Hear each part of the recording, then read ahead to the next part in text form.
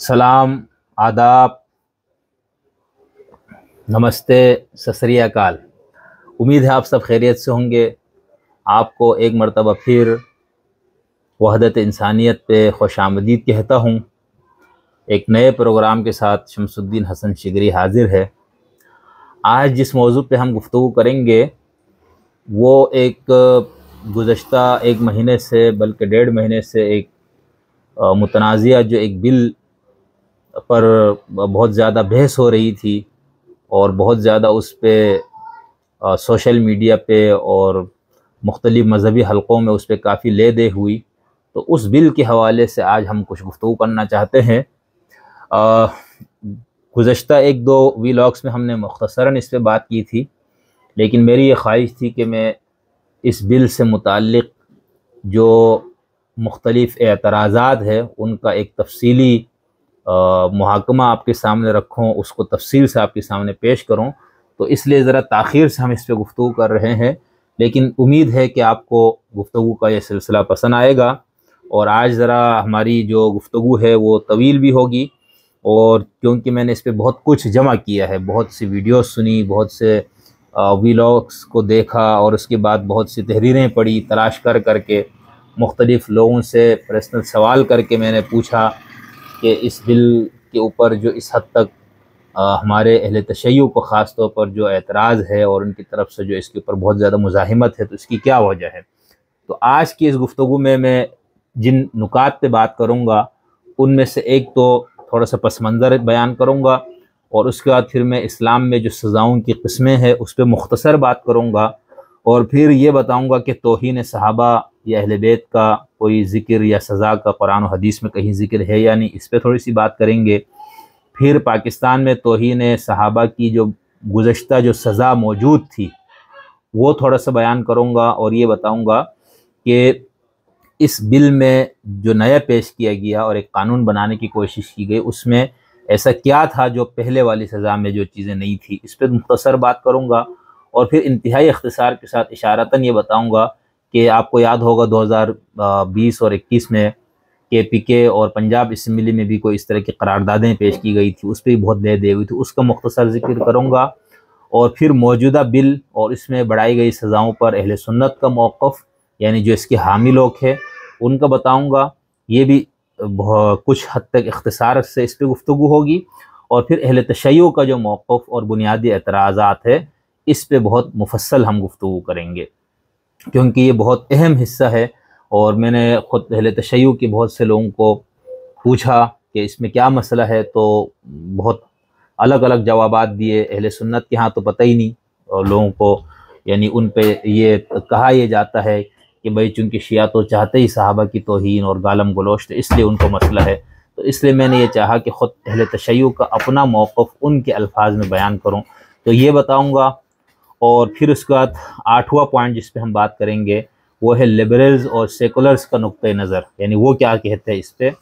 پھر مختصراً غامدی صاحب کا موقف بھی بیان کروں گا۔ پھر اس کے بعد بتاؤں گا کہ توہین اور اہانت سے متعلق علماء اہل تشیع اور مراجع اعظام نے نیا موقف کیا اختیار کیا، اور پھر ایک خبر کسی عربی ویب سائٹ پہ ہم نے دیکھی اور اس کی تصدیق ہمیں نہیں ہوئی، کہیں سے 1-2 جگہوں پر میں نے پوچھا لیکن کوئی جواب نہیں آیا، کہ 2017 کی غالباً یہ خبر ہے کہ اہل تشیع کی جو انسائکلوپیڈیا حدیث کی ہے، شیخ الاسلام ملا باقر مجلسی صاحب کی بہار الانوار، اس کے حوالے سے ایران میں ایک فیصلہ کیا گیا، ایک خبر تھی، وہ شیئر کروں گا،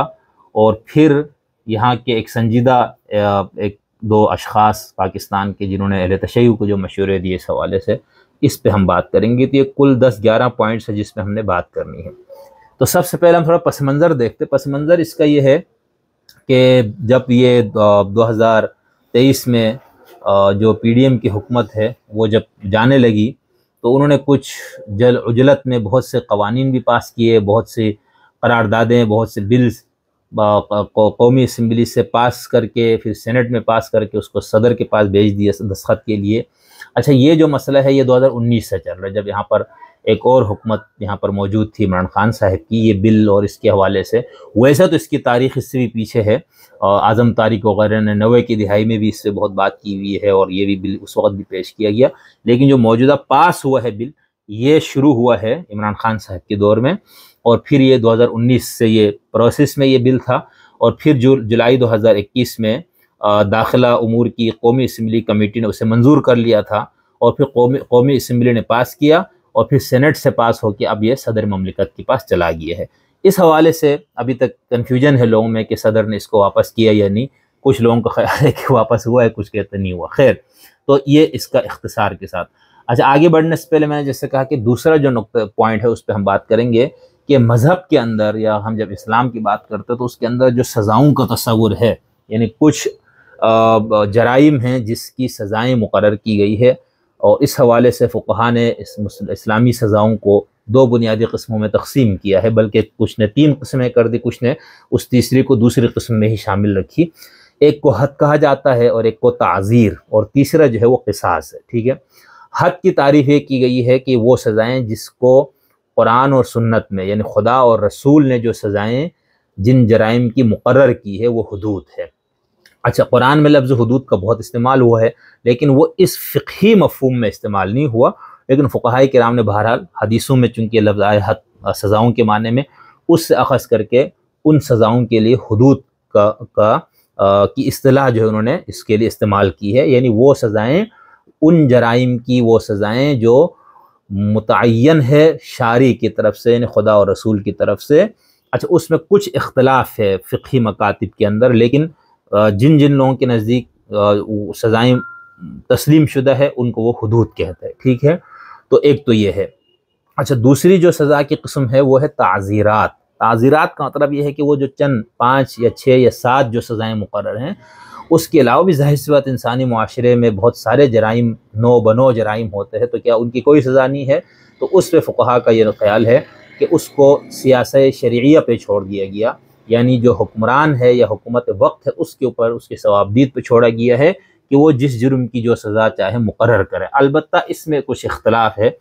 کہ وہ جو تعزیرات ہے کیا وہ حد سے زیادہ وہ سزا ہو سکتی ہے یا اس سے کم، یعنی قتل تک کی سزا تعزیر میں ہو سکتی ہے، نہیں، اس پہ اختلاف ہے۔ لیکن یہ دوسری قسم ہے تعزیر، یعنی وہ سزائیں جو شریعت نے مقرر نہیں ہے، اور حکومت وقت جس جرم کو چاہے جرم قرار دے کر اس کی سزائیں مقرر کرے۔ تیسرے کو ہم نے کہا ہے وہ ہے قصاص، ٹھیک ہے۔ قصاص کا مطلب یعنی قتل، جان کے بدلے جان، یا تلف اعضاء، یعنی کسی نے کسی کا کوئی عضو کاٹ دیا یا نقصان پہنچایا، آنکھ، کان، السن بالسن والعین بالعین والانف بالانف جو آیت ہے،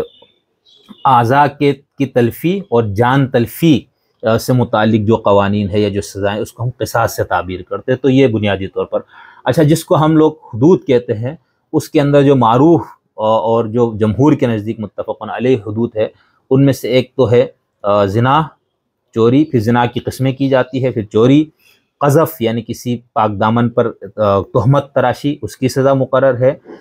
محاربہ کی یعنی دہشت گردی یا ڈکیتی وغیرہ کی سزا، اور یا اسی کے ساتھ فساد فی الارض بھی آ جاتا ہے، شراب کی سزا اور ارتداد کی سزا، ٹھیک ہے۔ تو یہ چند سزائیں ہیں جس کو ہم کہہ سکتے ہیں حدود میں ہے۔ اسی طرح اہل تشیع کے ہاں بھی یہی چیزیں ہیں، اس میں سے 1-2 چیزیں اضافہ ہو کر، ٹھیک ہے۔ انہی سزاؤں کو، انہی حدود کو پھر تفصیل سے ہم بیان کریں گے تو ہم یہ کہیں گے کہ یعنی مرد اور عورت میں غیر مشروع جنسی ربط، تعلق زنا، 2 مردوں کے درمیان جنسی تعلق لواط، 2 عورتوں کے درمیان جنسی تعلق مساحقہ، 2 اشخاص کے درمیان غیر مشروع جنسی رابطہ برقرار رکھنے کے لیے واسطہ بننا، ٹھیک ہے، بڑوا گیری جس کو ہم کہتے ہیں۔ اسی طرح قذف، چوری، شراب نوشی، محاربہ، ارتداد، اور اس کے ساتھ ساتھ نبوت کا دعویٰ کرنا، یہ بھی اہل تشیع کی فقہ میں وہ شخص قابل گردن زدنی ہے۔ اور پھر حضرت بیوی فاطمہ علیہ السلام اور ائمہ معصومین سلام اللہ تعالی علیہم پر سب و شتم کرنا، یہ اہل تشیع کا بتا رہا ہوں، ٹھیک ہے۔ پچھلے جو میرے پاس 6 بتائے وہ اہل سنت کے ہاں ہے، اور پھر اس میں سے باقی چیزیں یہاں پر بھی موجود ہے، لیکن 1-2 چیزیں زیادہ ہیں۔ یہاں انہوں نے شراب، لواط اور ان کا جو تقسیم کی وہ اہل سنت کے یہاں بھی اس کی تقسیم موجود ہے۔ وہاں پر اختلاف ہے کہ عمل قوم لوط پہ کتنی سزا ہے یا نہیں، اگر حد ہے یا تعزیر اس پہ اختلاف ہے۔ تو اسی طرح یہ ہے یعنی ائمہ معصومین، پیغمبر اکرم اور بیوی فاطمہ کی شان میں توہین کرنے والا، یعنی ان کو سب و شتم کرنے والا، یہ اس شخص کی بھی سزا مقرر ہے، اور وہ ہے گردن زدنی، یعنی وہ قتل کیا جائے گا۔ اسی طرح جادو، یعنی کوئی مسلمان اگر جادو کرے تو اس کی سزا بھی قتل ہے۔ تو یہ اس کو ہم حدود کہتے ہیں، ٹھیک ہے۔ مذہب کے اندر جو سزائیں مقرر ہے وہ یہ ہے۔ اب ان کے علاوہ جو جرائم ہے ان کے اوپر کیا کوئی سزا ہو سکتے ہیں؟ اس پہ تمام فقہا کا اجماع ہے، اتفاق بالکل ہو سکتی ہے۔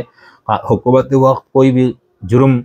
کے اوپر باہمی مشاورت سے جو بھی طریقہ حکومت کا ہے چلانے کا، اس میں اگر کوئی قاضی کوئی نیا قانون بناتا ہے، کوئی تعزیر، تو اس کے لیے بالکل گنجائش موجود ہے، اس میں تو مسئلہ نہیں، ٹھیک ہے۔ یہ ہو گیا مذہب کے اندر یا اسلام کے اندر سزاؤں کی قسمیں۔ اب ہم تیسرے پوائنٹ پہ چلتے ہیں، جس کو ہم نے کہا کہ توہین صحابہ کی سزا کا ذکر قرآن اور حدیث میں۔ دیکھیں قرآن مجید میں تو اہانت سے متعلق کوئی حکم ہے ہی نہیں، ٹھیک ہے، کہیں پر بھی نہیں ہے۔ یہاں تک کہ خود حضور اکرم صلی اللہ علیہ وسلم کی شان میں گستاخی کے حوالے سے بھی کچھ آیات سے استدلال کیا جاتا ہے، حکم کہیں پر بھی نہیں ہے۔ تو صحابہ کا تو بالکل بھی نہیں ہے، اہل بیت کا کہیں اس طرح سے ذکر ہے، تو قرآن تو اس حوالے سے بالکل خالی ہے۔ اب ہم آتے ہیں حدیثوں کی طرف۔ تو احادیث میں توہین رسالت کے قتل پر استدلال بھی احادیث سے کیا جاتا ہے۔ اچھا، اہل تشیع کی ہاں توہین اہانت اہل بیت یا ائمہ معصومین، بیوی فاطمہ اور حضور صلی اللہ علیہ وسلم کی شان میں گستاخی یا ان کو سب و شتم کرنے کی جو سزا ہے وہ بھی احادیث سے لیتے ہیں، یعنی خود حضور کے اقوال اور ائمہ معصومین کے اقوال سے اس پہ بنیاد رکھتے ہیں۔ اب تیسرا جو ہمارے پاس رہ گیا وہ صحابہ سے متعلق دیکھیں اہل تشیع کے ہاں بھی اور اہل سنت کی کتابوں میں بہت زیادہ احادیث ہے جس میں ان کی فضیلت بیان کی گئی، ان کو برے الفاظ سے یاد کرنے کو برا کہا گیا، ان کے بارے میں برائی کرنے کی ممانعت، یہ سب چیزیں تو موجود ہے۔ کیا کوئی سزا کا ذکر بھی ہے؟ یعنی تو تلاش بسیار کی بات ہمیں ایک روایت ملی اہل سنت کے مصادر میں، اہل تشیع کے مصادر میں، اس سے دلچسپ ہے وہ روایت۔ اہل سنت کی روایت احادیث کی کتابوں میں ایک روایت موجود ہے کہ من سب الانبیاء قتل ومن سب اصحابی جلیدہ، کہ جو نبیوں میں سے کسی نبی کو سب و شتم کرے اس کو قتل کیا جائے گا، اور جو میرے کسی صحابی کو سب و شتم کرے اس کو کوڑے مارے جائیں گے۔ یہ ایک حدیث ہے۔ اچھا، اس حدیث کو جو صحاح کی کتابیں ہیں، جو بنیادی کتابیں، کہیں پر اس کا ذکر نہیں ہے، یہ بہت نیچے درجے کی کچھ حدیث کی کتابوں میں موجود ہے، ٹھیک ہے۔ مثال کے طور پر معجم صغیر کے اندر طبرانی نے بیان کیا اس کو، ابن عساکر نے تاریخ دمشق میں بیان کیا ہے، دیلمی نے فردوس میں بیان کیا ہے، لیکن اس حدیث کے بارے میں یہ فیصلہ ہے محدثین کا کہ یہ حدیث ضعیف ہے، ٹھیک ہے۔ شیخ البانی جو کہ عہد جدید عہد کے ایک محدث تھے جو گزر گئے، انہوں نے سلسلہ احادیث صحیحہ اور سلسلہ احادیث ضعیفہ کے اوپر بہت کام کیا، تو انہوں نے اپنی کتاب سلسلہ احادیث ضعیفہ کے اندر اس روایت کو ضعیف قرار دیا ہے۔ یہ ہے اہل سنت کی حدیث کی کتابوں میں۔ اب ہم چلتے ہیں اہل تشیع کی ہاں۔ اہل تشیع کی ہاں بھی یہی روایت موجود ہے۔ ایک تو اس کے الفاظ یہ ہے کہ من سب نبی قتل ومن سب صاحب نبی جلیدہ، کہ جو کسی نبی کو سب و شتم کرے اس کو قتل کیا جائے گا، اور جو کسی صاحب نبی کو سب و شتم کرے اس کو کوڑے مارے جائیں گے، ٹھیک ہے۔ یہ صحیفہ امام رضا کے اندر ہے علیہ الصلوۃ والسلام یہ روایت، اسی طرح وسائل الشیعہ کے اندر بھی موجود ہے، اسی طرح یہ بہار الانوار کے اندر بھی یہ روایت جو ہے وہ موجود ہے، ٹھیک ہے۔ اور اسی کے اندر وسائل کے اندر مستدرک الوسائل کے اندر بھی موجود ہے، ٹھیک ہے، کتاب الحدود اور تعزیرات کے اندر۔ اسی طرح میں نے جیسے آپ کو کہا کہ بہار الانوار کے اندر بھی موجود ہے، اور باقی تفسیر اور حدیث کی کتابوں میں یہ روایت موجود ہے جس کے اندر یہ ہے کہ جو کسی نبی کی شان میں گستاخی کرے تو اس کو قتل کیا جائے گا، اور جو کسی صحابی کی شان میں گستاخی کرے اس کو کوڑے مارے جائیں گے۔ اچھا، اس کے علاوہ ایک اور روایت بھی موجود ہے جو اس سے بھی تھوڑے سے سخت الفاظ کے ساتھ ہے، اور اس کے اندر باقاعدہ اس شخص کی یا ان لوگوں کی تکفیر کی گئی ہے جو صحابہ کو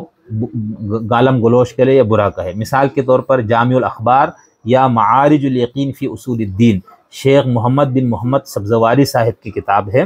اس کے اندر انہوں نے ایک روایت نقل کی ہے کہ من سبنی فاقتلوہ، جو میرے شان میں گستاخی کرے اس کو قتل کرو، ومن سب اصحابی فقط کفر، اور جو میرے صحابہ کے شان میں سب و شتم کرے تو وہ شخص کافر ہو گیا۔ تو یہ اہل تشیع کی مصادر کے اندر موجود ہے، اور میں نے آپ کو بتا دیا کہ جامع الاخبار یا معارج الیقین فی اصول الدین کتاب کے اندر یہ روایت موجود ہے۔ جو پچھلی روایت میں نے آپ کو بتائی جس کے اندر یہ ہے کہ من سب نبی قتل ومن سب صاحب نبی جلدا، یہ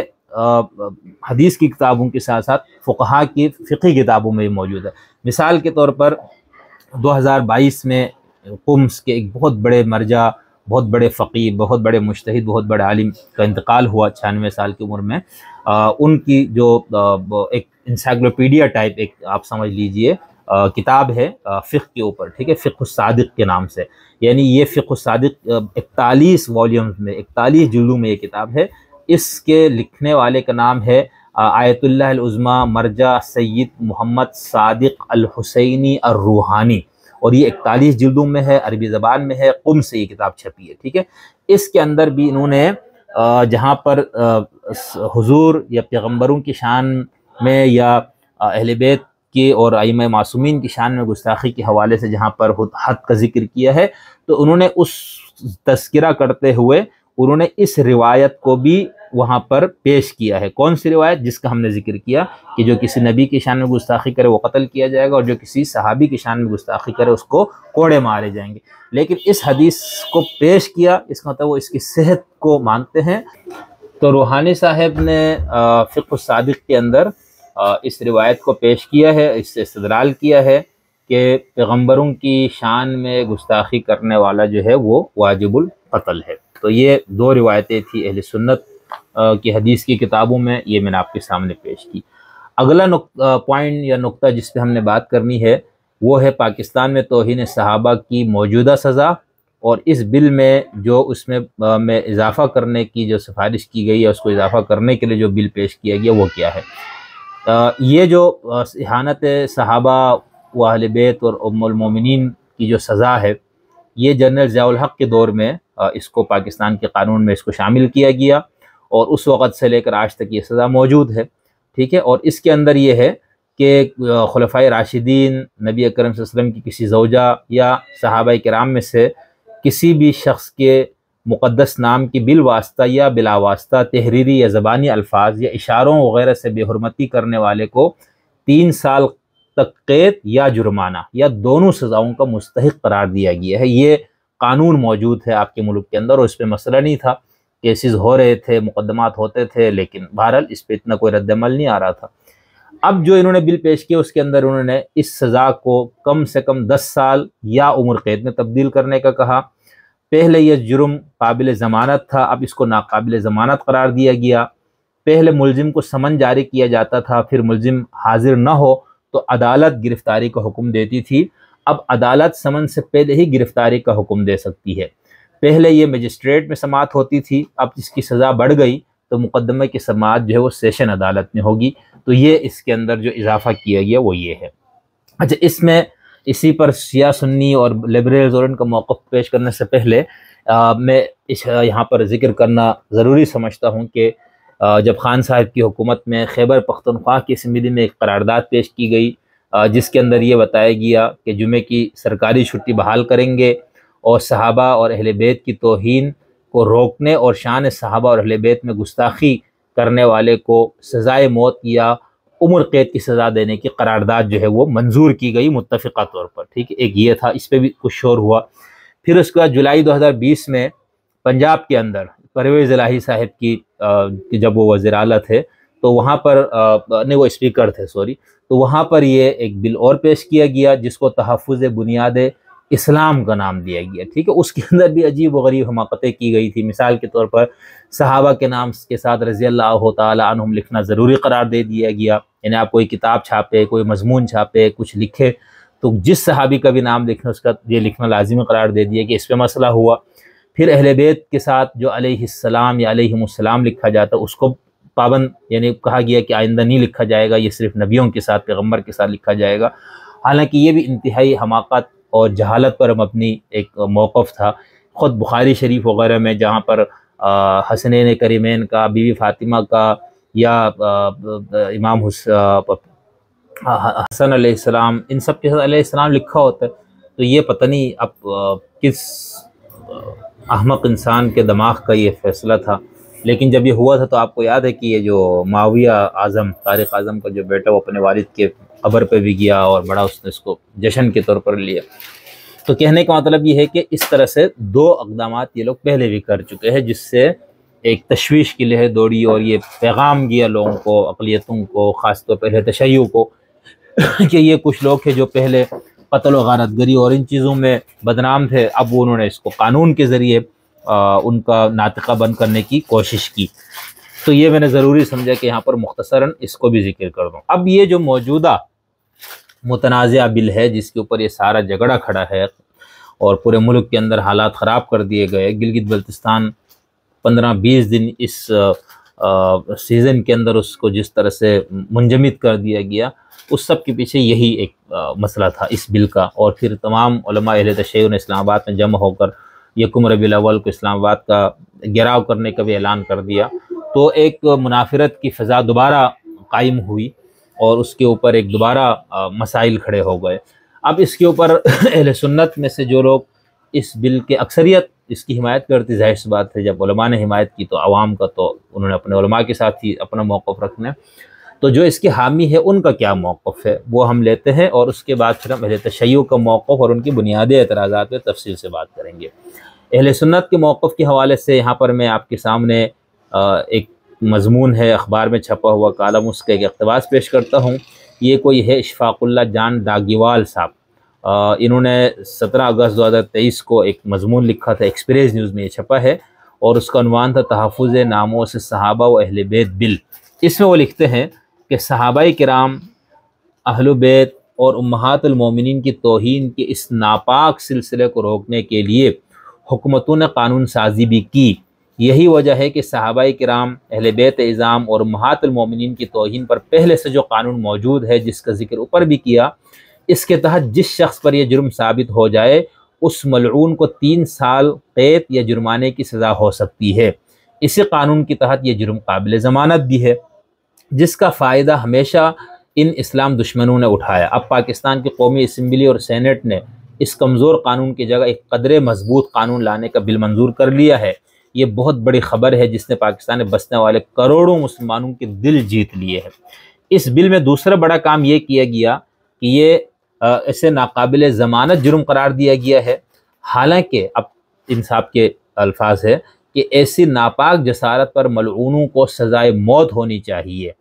لیکن یہ بھی اطمینان کی بات ہے کہ یہ جرم ناقابل ضمانت ہوگا اور کم سے کم 10 سال سزا ہوگی۔ یقینی طور پر اس سے معاشرے میں ناپاک جسارتوں کا یہ سلسلہ بند ہو جائے گا۔ کوئی بدبخت مقدس شخصیات کی توہین کرنے سے پہلے 10 بار سوچے گا، معاشرے میں امن قائم ہوگا اور رواداری کو فروغ ملے گا۔ یہ ان کا موقف ہے کہ بھئی یہ کیوں ضروری ہے، اس سے کیا فوائد حاصل ہوں گے۔ اسی طرح ایک اور کالم ہے آغر ندیم سحر صاحب، 92 نیوز پر 14 اگست کو شائع ہوا ہے۔ اس میں موصوف لکھتے ہیں، اس بل کی منظوری کی بنیادی وجہ دہشت گردی اور مذہبی و مسلکی انتہا پسندی ہے۔ چند مخصوص گروہ ذاتی مفاد اور ذہنی تسکین کے لیے معاشرے کے امن کو تباہ کرنے کے لیے ایک خاص ایجنڈے کے تحت حضرت محمد کے صحابہ کرام، اہل بیت اور امہات المومنین کی توہین کی جاتی ہے۔ اس کی روک تھام اشد ضروری ہے، لہٰذا مقدس ہستیوں کی توہین کرنے والوں کے خلاف سختی سے نمٹا جائے۔ موجودہ مذہبی و مسلکی انتہا پسندی کی ایک بنیادی وجہ وہ طبقہ ہے جس نے ان مقدس ہستیوں کے خلاف محاذ کھڑا کیا، مسلمانوں کو ناقابل یقین جھوٹی روایات سنا کر مقدس ہستیوں کے آپسی اختلافات کو ہوا دی تاکہ اس سے ذاتی مقاصد حاصل کیے جا سکے۔ اظہار رائے پر حملہ کہنے والوں سے، اب آگے لکھتے ہیں کہ وہ لوگ یہ کہہ رہے ہیں یہ تو اظہار رائے پر حملہ ہے، اس پر قدغن ہے، تو وہ کہتے ہیں کہ اس طرح کے اظہار کرنے والوں سے کوئی تو پوچھے کہ اگر کوئی آپ کی ماں، بہن، بیٹی یا اہل خانہ کو گالی دے، آپ کیا جواب دیں گے؟ اگر آپ اس قبیح عمل پر شدید غصے میں آ سکتے ہیں اور اپنے گھر والوں کی بے عزتی برداشت نہیں کر سکتے، تو امت مسلمہ نبی کریم کے گھرانے اور دوستوں پر لگائے جانے والے من گھڑت الزامات کیسے برداشت کرے؟ اگر آپ ماں، بہن، بیٹی کی عزت کے رکھوالے ہیں تو مسلمان اپنے پیغمبر کے بارے اس قدر حساس کیوں نہیں ہو سکتا؟ لہٰذا شرپسند عناصر کو یہ بات یاد رکھنی چاہیے کہ پیغمبر اسلام کے اہل بیت، ازواج مطہرات اور صحابہ کرام کے خلاف مغلظات بکنے والوں کو کسی صورت معاف نہیں کیا جائے گا۔ تو یہ 2 لوگوں کے مضمون سے میں نے اقتباس اس لیے پیش کیا تاکہ یہ واضح ہو سکے کہ اس بل کے حامیوں کا موقف کیا ہے، وہ کیوں اس کو اہمیت دے رہے، وہ کیوں اس کو ضروری سمجھتے۔ یہاں پر میں ان لوگوں کا ذکر نہیں کر رہا ہوں جو اس کے محرک تھے، جو سپاہی صحابہ والے ہیں یا کل عدم تنظیموں کے جو لوگ جنہوں نے اس کو ایک فتح مبین سے تعبیر کیا، اس پہ جشن انہوں نے بنایا، مبارکبادیں دی، ان کا موقف نہیں۔ تو یہ اسی موقف کو ایک ذرا تہذیب کے دائرے میں بیان کیا گیا ہے۔ یہ ہو گیا موافق جو اس کے حامیوں کا موقف۔ اب ہم آتے ہیں اس بنیادی پوائنٹ پر جو اس پورے ہماری اس گفتگو میں شاید تھوڑا سا طویل اس کا یہ دورانیہ ہوگا، وہ ہے اہل تشیع کا موقف اور بنیادی اعتراضات۔ یعنی اہل تشیع کیا کہتے ہیں، وہ کیوں اس بل کی اس حد تک مخالفت کر رہے کہ وہ اپنی جان کی بازی لگانے کو تیار ہو گئے، ریاست سے ٹکر لینے کے لیے تیار ہو گئے، دھمکیوں پہ اتر آئے، ٹھیک ہے، اور سواد اعظم کی طرف سے مخالفت اور ان کی طرف سے کوئی پرتشدد کارروائیوں کا بھی امکان ہے، اس سے بھی وہ خوف نہیں کھا رہے۔ تو ایسا کیا وجہ ہے؟ اچھا، اس پہ ہمارے ہاں تو اہل سنت کے ہاں میں جن دوستوں سے پوچھتا ہوں تو وہ یہ کہتے ہیں بھائی ان کا تو مسئلہ کی یہ ہے، وہ تو اپنے مذہب چونکہ وہ ہے ہی گالم گلوچ لعنت ملامت پر، تو اس لیے وہ تو نہیں چاہیں گے یہ بل پاس ہو، لیکن ہم ان سے پوچھتے ہیں کہ آپ کیوں اس کی اس قدر مخالفت کر۔ اس پہ میں نے کچھ ذاتی جانکاری کے لوگوں سے رابطہ کیا، کچھ فیس بک پہ کچھ پوسٹیں دیکھی، کچھ ویب سائٹس پہ چھپنے والے مضامین، تو ان میں سے میں نے چیدہ چیزیں اٹھائی۔ ہو سکتا ہے اس میں سے کچھ باتوں میں تکرار ہو، اور یہ تکرار ضروری ہے کیونکہ یہ میں الگ الگ لوگوں کی تحریریں آپ کے سامنے رکھوں گا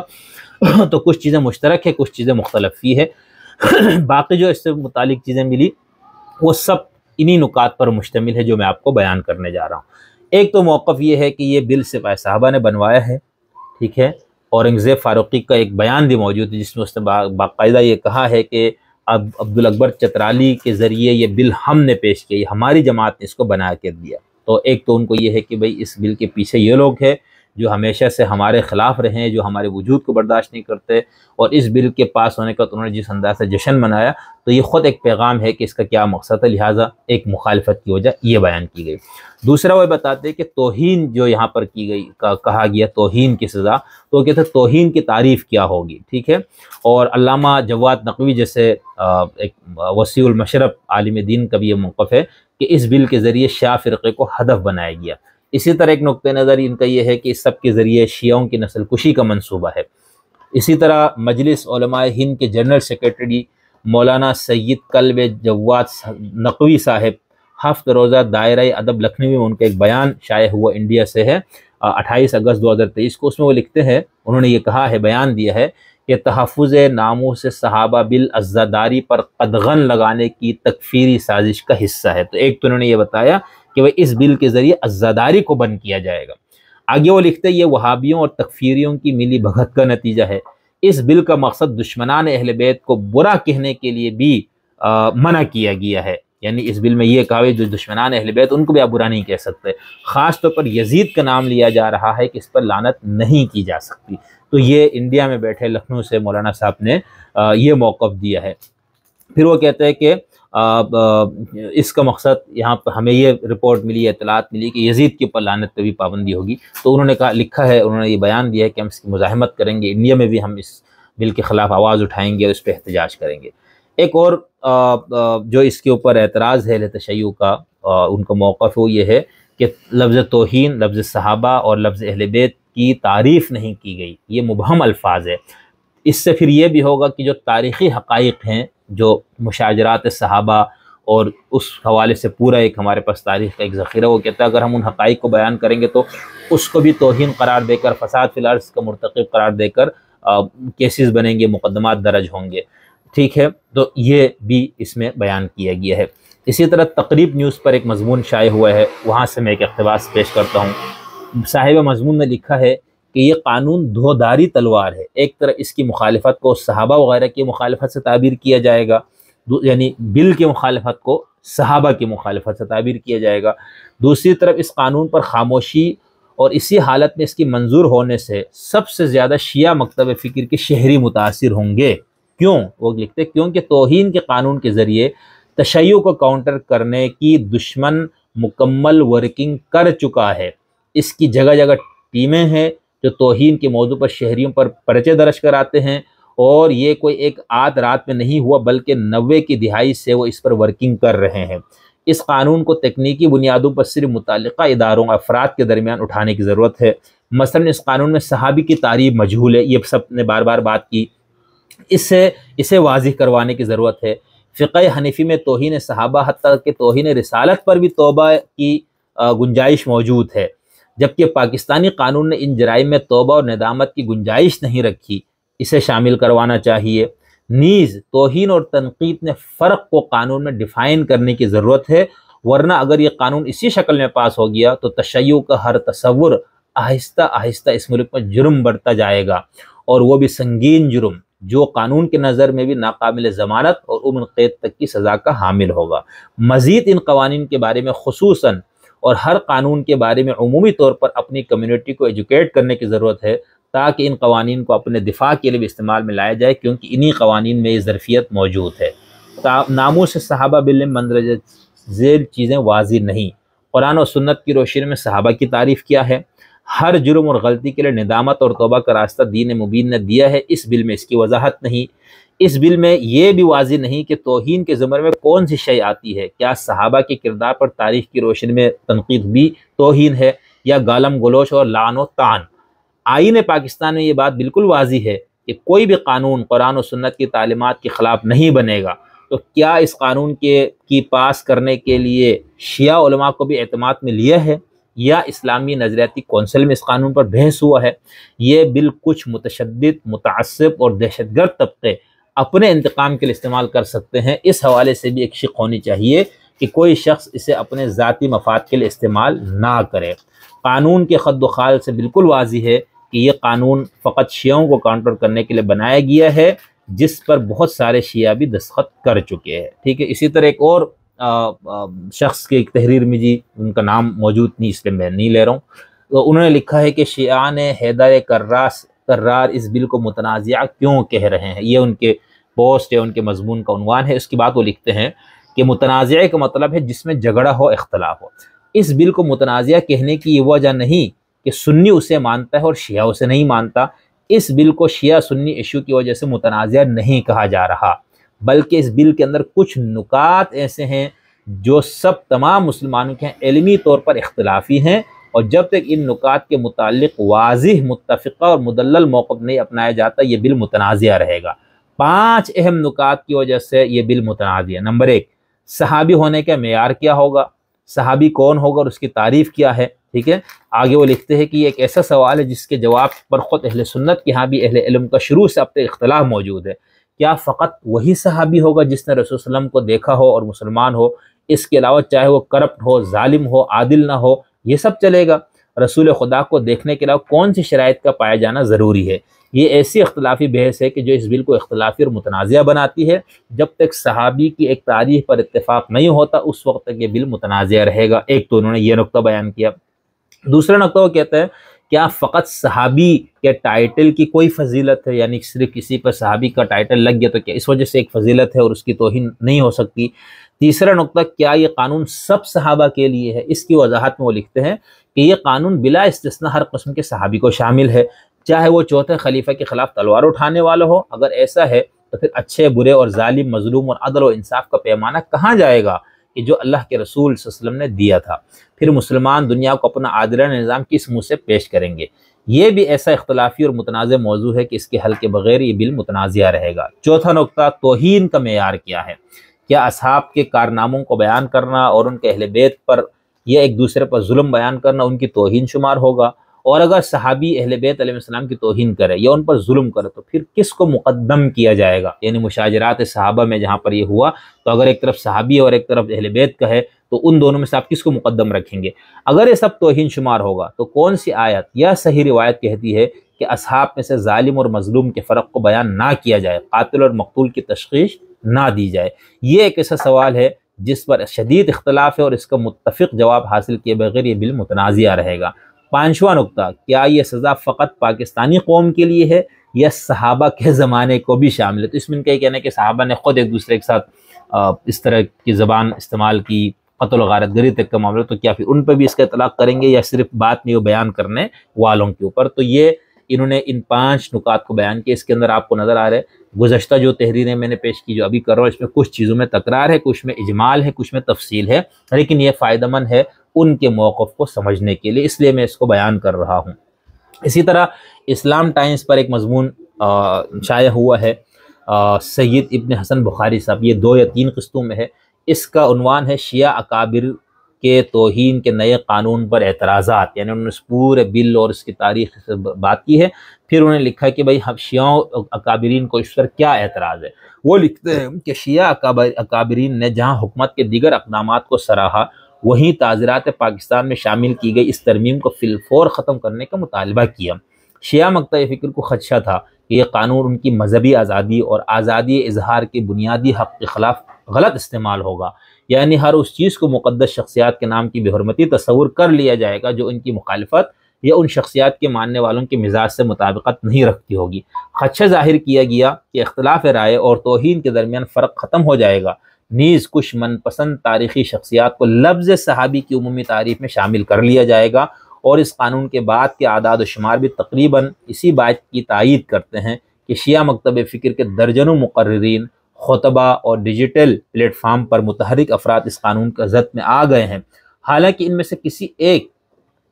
کئی ایک نہ صرف دیگر مسالک کے مقدسات کی توہین کے قائل نہیں بلکہ اسے حرام سمجھتے ہیں۔ توہین صحابہ کے قانون پر شیعہ مکتب فکر کا دوسرا اعتراض یہ تھا کہ اس قانون کے ذریعے اہل بیت اظہار، اطہار اور نبی کریم کی مشابہت اختیار کرنے والے عام افراد کو مساوی قرار دیا گیا۔ یہ ایک الگ پوائنٹ ہے کہ آپ نے اس قانون میں امہات المومنین صحابہ اور اہل بیت کے لیے ایک ہی رکھا کہ ان میں سے کسی کی توہین کرنے والے کی وہی ایک سزا ہوگی۔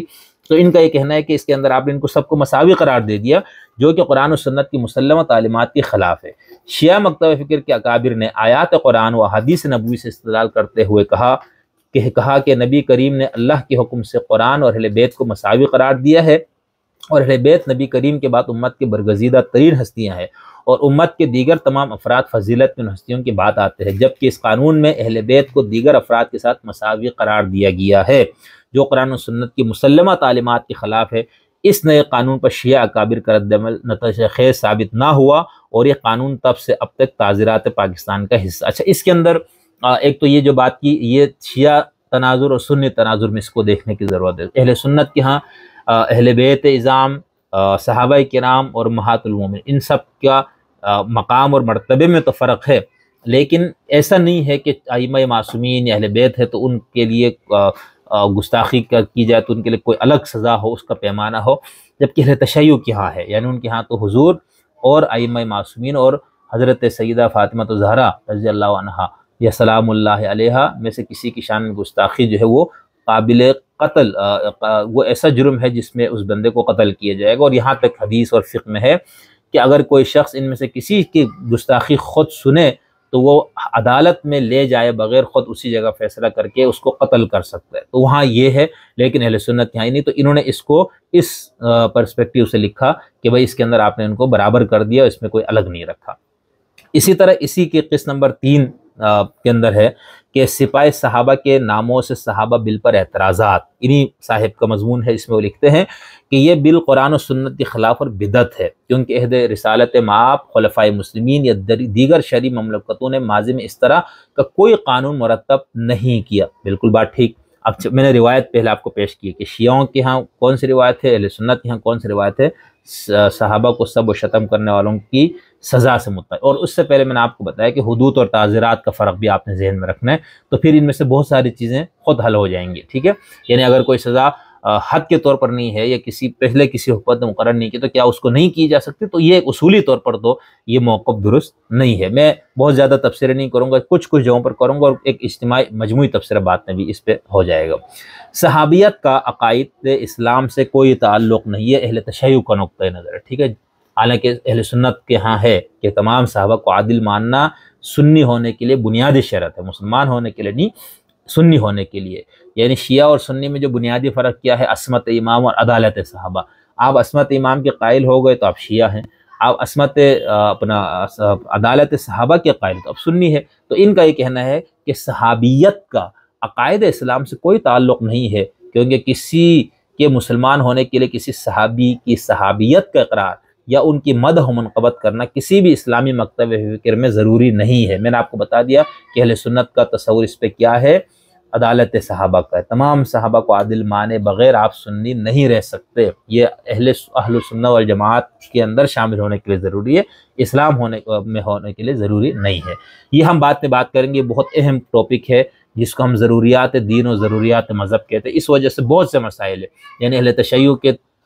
تصور امامت کو مانے اگر وہ ضروریات دین میں سے ہے تو جو اس کا منکر ہے اس تصور امامت کو سب کافر قرار پاتے ہیں، ٹھیک ہے۔ ادھر مسائل ہوئے، پھر فرق کیا گیا کہ بھئی یہ ضروریات دین ہے اور ضروری، اس پہ ہم تفصیل سے بات کریں گے کیونکہ اس کی بہت زیادہ ضرورت ہے۔ خیر انہوں نے یہ بات جو بات لکھی تو اس میں ضمناً میں نے اس پہ بات کر دی کہ بھئی یہ کہتے ہیں کہ کسی بھی اسلامی مکتب فکر میں یہ ضروری نہیں ہے۔ مسلم امہ لفظ صحابی کی کسی ایک مسلمہ تشریح پر متفق نہیں ہے۔ صحابی کے مفہوم پر امت میں اختلاف ہے، جب تک متفقہ مراد حاصل نہ ہو جائے اس طرح کا قانون ناقص رہے گا، ٹھیک ہے۔ اب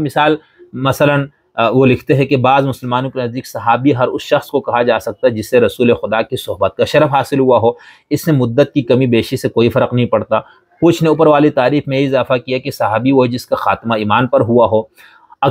نمبر 3 اکثر عہد رسالت مآب کے بچوں کو صحابی قرار دیتے مگر بعض نے بچوں کی صحابیت کے درجے میں جگہ نہیں دی۔ محدثین کے نزدیک صحابی صرف وہ ہے جس نے کوئی روایت بیان کی ہو۔ اکثریت کی رائے یہ ہے کہ جس مسلمان نے بھی ایک نظر رسول وسلم کو دیکھا وہ صحابی ہے۔ شیعہ کے نزدیک صحابی کی تعریف یہ ہے کہ وہ بارگاہ رسالت مآب میں حاضر ہوا ہو اور ایمان لانے کے بعد حالت ایمان اور ہدایت ہی میں دنیا سے رخصت ہو۔ اچھا، یہ تسنن کا بھی موقف یہی ہے کہ وہ ایک بار دیکھنے کے بعد مثال چلا گیا اور اس کا وہ 10 سال 20 سال کے بعد انتقال ہو تو صحابیت کا شرف اس کو یہ کہتے ہیں حاصل ہو گیا، یعنی طویل مدت تک آپ کی صحبت میں رہنا ضروری نہیں ہے۔ لیکن ایمان کی لانا پھر ایمان ہی کی حالت میں موت ضروری ہے۔ اگر اس نے ارتداد کا راستہ اختیار کو تو ظاہر سی بات وہ صحابی نہیں رہے گا۔ اگر اس نے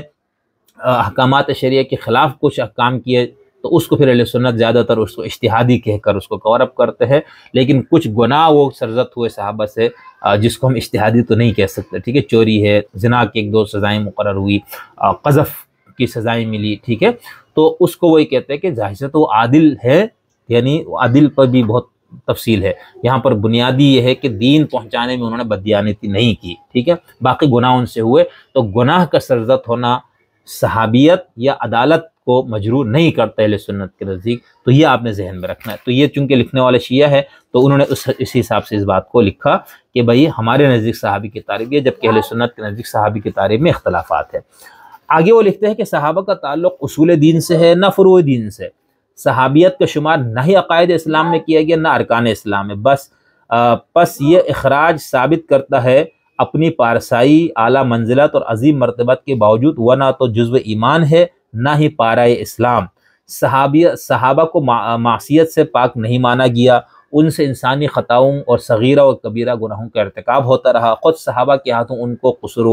قصورواری کی پادش میں سزائیں بھی دی جاتی رہی۔ کسی نوکرکار کی توہین کرنے والا زیادہ سے زیادہ فاسق قرار دیا جا سکتا ہے اور اسلام میں فاسق کے لیے موت کی یا کوئی بھی دیگر سنگین سزا تجویز نہیں کرتا، لہٰذا اگر توہین صحابہ کے جرم میں کسی کو سزائے موت یا عمر قید کی سزا دی جائے گی تو شریعت مقدسہ پر دست اندازی ہوگی۔ یہ میں نے آپ کو پہلے بتایا کہ حدود اور تعزیر، اس کو آپ نے ذہن میں رکھنا ہے فرق کو۔ یہ بل کسی شرعی پائے کا حامل ہرگز نہیں، البتہ اس کی بدولت مذبح خانے کھل جائیں گے، اور اگر کوئی مسلمان قرآن مجید کی ایسی آیات کی تلاوت بھی کرے گا جن میں اللہ نے صحابہ کی سرزنش فرمائی ہے تو یار لوگ اس عبارت قرآنیہ کو بھی عذر توہین صحابہ قرار دے کر بیچارے قاری کو تختہ دار پر لٹکوا دیں گے یا عمر بھر کے لیے جیل کے سلاخوں کے پیچھے بند کروا دیں گے۔ جب صحابہ خود آپس میں ایک دوسرے کی توہین کرتے رہے، یہاں تک کہ خونی جنگوں میں ایک دوسرے کا خون بہاتے رہے، تو مسلمانوں نے بھی ایسا بل تیار کرنے کے بارے میں نہ سوچا تو آج 1500 برس بعد یہ سوئی ہوئی غیرت کیسے جاگ اٹھی۔ تو اس طرح سے انہوں نے بہت ساری ایسی چیزیں پیش کی ہے جس کے اندر میں آپ سے کہا کہ ذہن میں رکھنا ہے کہ لکھنے والا کون ہے، اس کا جو بیانیہ یا اس کا عقیدہ وہ منہج اور فکر کے حوالے سے شیعہ ہے تو ظاہر سی بات اس نے اسی حوالے، حالانکہ اس میں کچھ چیزیں اس طرح سے ہے جو خود قابل گرفت ہے، ٹھیک ہے، جس کو ہم نہیں کہیں گے، لیکن میں چونکہ ان کا موقع بیان کر رہا ہوں، اس بل پہ ان کے اعتراضات بیان کر رہا ہوں، تو اس لیے میں نے یہاں پر تفصیل دینے کی کوشش کی۔ اسی طرح انہوں نے اس بات کو بہت تفصیل کے ساتھ آگے صحابیت والے مسئلے کو بہت زیادہ تفصیل سے لکھا ہے، اور اس کو اسلام ٹائمز میں جیسے کہ میں نے آپ سے کہا یہ مضمون چھپا ہے۔ ایک اور ہے صدیق اکبر نقوی صاحب، حوزہ علمیہ نجف کی وہ طالب علم ہے، اور سیاسی حالات پر بھی نظر رکھنے کے حوالے سے ان کے بارے میں ہم نے پڑھا، تو ان کا بھی ایک مضمون ایک شائع ہوا ہے۔ اس مضمون کے اندر انہوں نے لکھا ہے کہ شیعہ مکتب فکر کو اس ترمیم پر کیا اعتراض ہے۔ نمبر 1، وہ کہتے ہیں کہ توہین و تنقیص کی تعریف معین نہیں کی گئی، یہ بات بار بار آئی ہے۔ صحابیت اور اہل بیت کے مصادیق واضح نہیں، ہر مسلک کی اپنی تشریح ہے، جس کے سبب آج جناب ابو سفیان کی توہین کی پر بھی مقدمات ہو رہے ہیں، اس پہ ہم بات کریں گے۔ اس جرم کی ایسی سزا قرآن و سنت سے ثابت نہیں۔ بطور مثال ملاحظہ ہو سنن نسائی حدیث نمبر 4076، مسند احمد بن حنبل وغیرہ۔ بل کو پاس، اس پر میں نے آپ کو بتایا کہ حدیث یعنی قرآن اور سنت میں اس طرح کی کیا بات ہے، اس پہ میں شروع میں بات کر چکا ہوں۔ بل کو پاس کروانے کے تمام مراحل کی پاسداری نہیں کی گئی۔ قومی اسمبلی ممبران میں سے 8 اور سینٹ میں سے 20 ممبران نے بل کو پاس کیا۔ ایک دن میں 22 بل پیش کیے گئے، 122 بل پیش کیے گئے۔ سینیٹرز کہتے ہیں کہ ہم کون سا بل پڑھتے ہیں۔ محترمہ شیری رحمان صاحبہ نے اس پر احتجاج بھی کیا کہ اس بل کو متعلقہ کمیٹی میں بحث کے لیے نہیں لے جائے گی، حالانکہ یقین دلوایا گیا تھا کہ بل کمیٹی میں جائے گا۔ آگے ہے، بل کو اسلامی نجاتی کونسل کو بھی نہیں بھیجا گیا۔ پاکستانی فقہ جعفریہ کے ماننے والوں پر کسی دوسری فقہ کے علماء کا بنایا ہوا قانون مسلط نہیں کیا جا سکتا، چنانچہ اسی بنیاد پر زکوٰۃ کے مسئلے اور وراثت کے مسئلے میں جداگانہ قانون سازی کی۔ اس پہ ہم بات کرتے رہے ہیں، ٹھیک ہے، کہ جب آپ ایک مذہب کی بنیاد پہ، پھر اس مذہب کی ایک مسلک کی بالادستی ہوگی تو وہاں پر پبلک لاس تو وہی ہوں گے جس طرح ایران کے اندر ہے، سعودی عرب کے اندر ہے۔ البتہ پاکستان کے اندر پھر یہ کیا گیا کہ جو فقہی جو اختلافات ہے وہ ہر فقہ والے اپنے فقہ کے مطابق اس کے اوپر اس کا فیصلہ لے سکتا ہے، یہ ایک آزادی ہے۔ اس قانون کا سب سے خطرناک پہلو اس کا نادان نوجوانوں پر اطلاق ہے۔ 15 سے 20 سال کا بچہ سنی بچوں اور اسلامیات کے متعصب استادوں کے طعنوں کے جواب میں کچھ کہہ دے تو ساری جوانی جیل میں مجرموں کے ساتھ رہے گا۔ اس سے ملک کا انسانی سرمایہ ضائع ہوگا، وہ کوئی تعلیم حاصل نہ کر کے کچھ کمانے اور ملکی معیشت میں حصہ ڈالنے کے قابل نہیں رہے گا۔ آئین ہر شہری کو اپنے مذہب اور مسلک کی تبلیغ کا حق دیتا ہے۔ اس قانون سے شیعوں کا یہ بنیادی انسانی حق معطل ہو جائے گا۔ یہ قانون پاکستان کے مذہبی تنوع کو ختم کر دے گا، جو پاکستان کا تاریخی اور ثقافتی ورثہ ہے۔ کسی کی توہین سے لوگوں کو روکنا ایک اخلاقی معاملہ ہے، جسے تعلیم و تربیت کے ذریعے ممکن بنایا جا سکتا ہے۔ قرآن کریم میں بتوں کی توہین سے بھی روکا گیا ہے، لیکن اس کی بنیاد پر اگر ہندوستانی سرکار توہین اسلام بل بنا کر مسلمانوں کو اخلاقی پولیس کی مدد سے جیلوں میں ڈالنے لگے تو کیا مناسب عمل ہوگا؟ ٹھیک ہے، تو یہ انہوں نے کچھ اور بنیادی اعتراضات اور انہی اعتراضات کو کچھ دوسرے زاویے سے پیش کیا، تو یہ میں نے آپ کو ایک اور حوالے دی۔ اسی طرح غضنفر عباس صاحب ایڈوکیٹ صاحب ہے، انہوں نے ہم سب پر ایک مضمون لکھا ہے، کالم، اس کے اندر بھی انہوں نے لکھا ہے کہ اس بل کو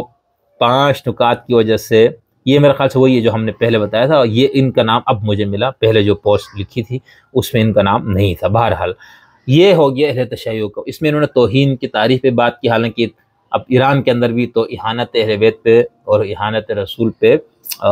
سزا موجود ہے، پھانسی ہوگی، اس کو قتل کیا جائے گا، ٹھیک ہے۔ باقی کچھ ملکوں میں بھی اہانت کی سزائیں موجود ہے، تو توہین کی ڈیفینیشن وہاں پہ طے کی گئی ہے، ٹھیک ہے، موجود ہے۔ خیر اس کے اوپر پھر میں اسلم کا اعتراض بتا رہا تھا۔ اسی طرح صحابی، انہوں نے کہا کہ صحابی کا معیار یا صحابی ہونا، تو اس پہ شیعہ سنی کا بنیادی اختلاف ہے۔ اس اختلاف کی وجہ سے سنی اس کو کسی اور نظر سے دیکھتے اور شیعہ کسی اور نظر سے، ٹھیک ہے۔ اسی طرح ان کا یہ خیال ہے کہ ہم صحابہ کے تنازعات، ان کی لڑائی، ان کے آپس میں اختلافات، اور ایک مظلوم ہے ایک ظالم ہے، ہم اس کو بیان کریں گے، تاریخ حقائق کو بھی، تو اس میں بھی یہ مسئلہ ہوگا کہ ہم پر توہین کی مقدمات ہوں گی۔ حالانکہ خامنہئی صاحب کا میں آگے اقتباس بھی پیش کروں گا آیت اللہ العظمیٰ کا، رہبر کا، جس میں انہوں نے کہا کہ میں بھی تاریخی واقعات پیش کرتا ہوں لیکن اہانت نہیں کرتا، یعنی خامنہئی کلیئر ہے اس حوالے سے کہ بھئی تاریخی واقعات کو بیان کرنا ایک چیز ہے، اہانت کوئی اور چیز ہے، اور یہ ہر بندے کو سمجھ میں آ جاتا ہے۔ اب ہم چلتے ہیں 8ویں پوائنٹ پر، جو ہے لبرلز اور سیکولر کا نقطہ نظر۔ دیکھیں لبرلزم اور سیکولرزم اپنی بنیادوں میں وہ مذہب سے انحراف کی تحریکیں ہیں، یعنی کہ مذہب جو ہے کوئی بھی ہو، وہ آپ کو مذہب جو ہے وہ انسان اور کائنات کی ایک غیر مادی تعبیر پر وہ مذہب کھڑا ہوتا ہے، ٹھیک ہے، اس کے بعد الہام اور کبھی ایک تصور موجود ہوتا ہے،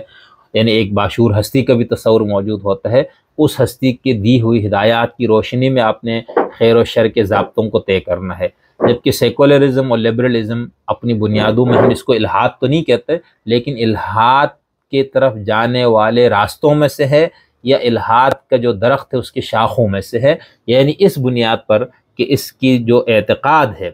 لبرل اور سیکولرزم کی، اعتقادی طور پر یہ انسان کو